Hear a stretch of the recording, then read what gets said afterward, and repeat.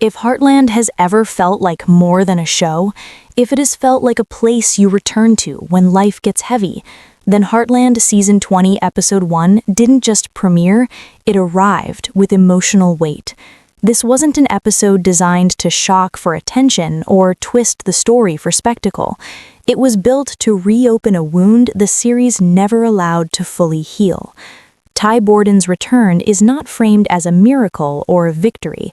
It is framed as a reckoning, a moment where love, grief, and unfinished truth collide in the quietest, most devastating way possible. For years, Heartland taught its audience how to live with loss. Ty's absence was never treated as something temporary or convenient. It changed the emotional structure of the show. Amy didn't just lose her husband, she lost the version of herself that believed the future was predictable. She learned to survive instead of dream. She became capable, resilient, and strong, but that strength was built on endurance, not peace. Every choice she made carried the weight of someone who had already lost everything once. The ranch carried that absence too. Heartland continued functioning, but it moved differently. Conversations slowed. Laughter softened. Even joy felt careful, as if happiness needed permission to exist again. Jack carried his grief quietly, Lou carried it protectively, Tim buried it beneath control, and Lindy grew up with a father shaped entirely by memory. Heartland didn't rush past this pain.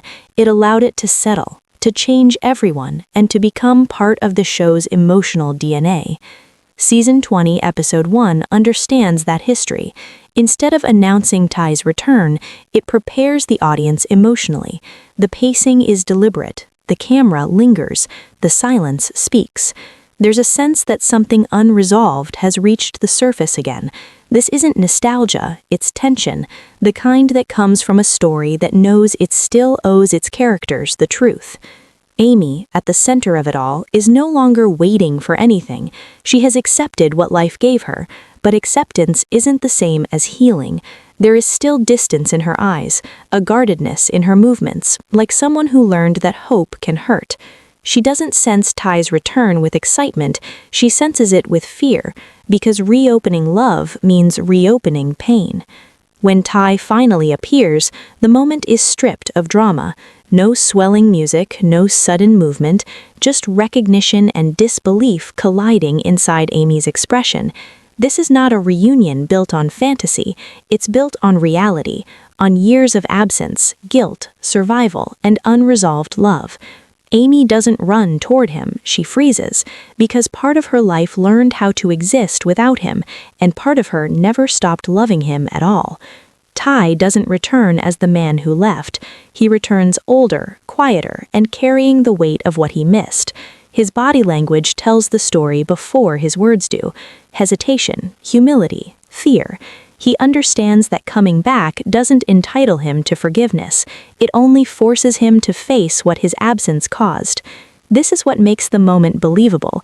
He isn't reclaiming a life. He's asking whether he's still allowed to stand inside it. Jack's reaction grounds everything.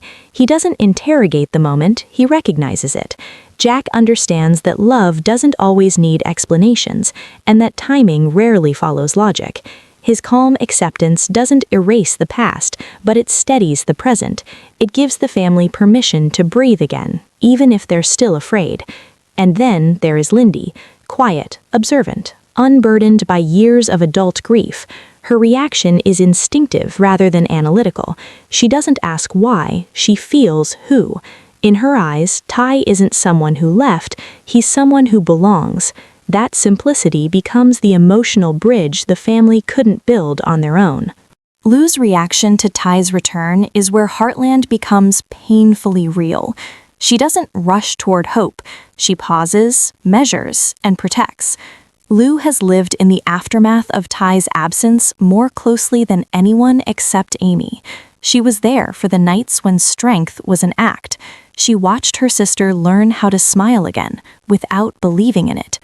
Lou understands that Ty's return doesn't just reopen love, it reopens risk.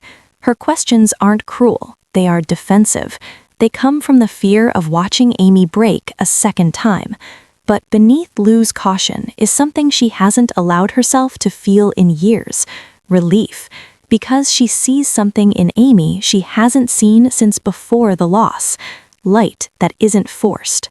Tim reacts the only way Tim knows how at first, with resistance. Humor becomes armor, sarcasm becomes distance, but his reaction cracks quickly. Ty's return forces Tim to confront years of helplessness he never processed. He couldn't fix Amy's grief. He couldn't replace what Lindy lost. He couldn't control the outcome the way he always tries to. That frustration never disappeared. It hardened. When Tim finally drops the jokes, what's left is vulnerability.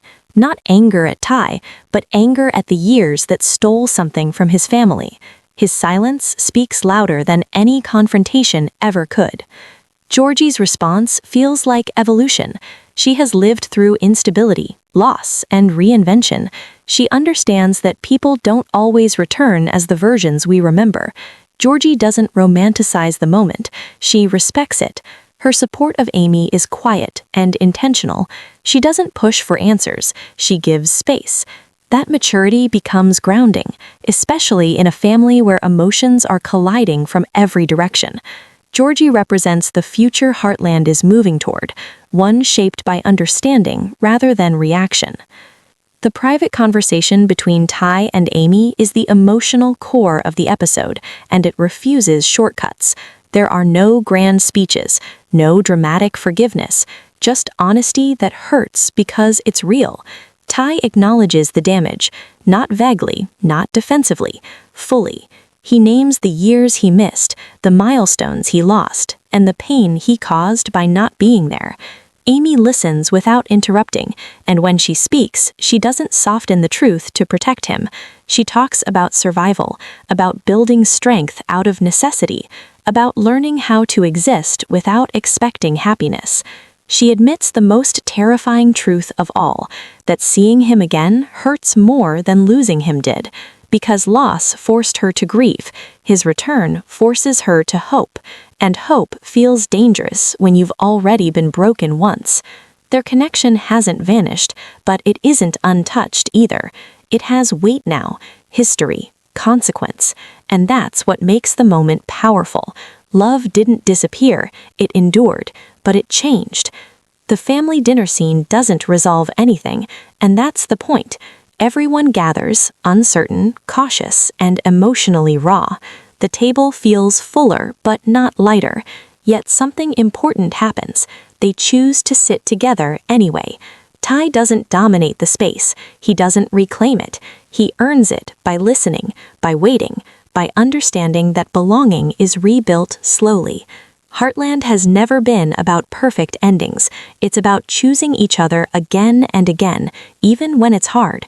Ty's return doesn't undo the past, it deepens it.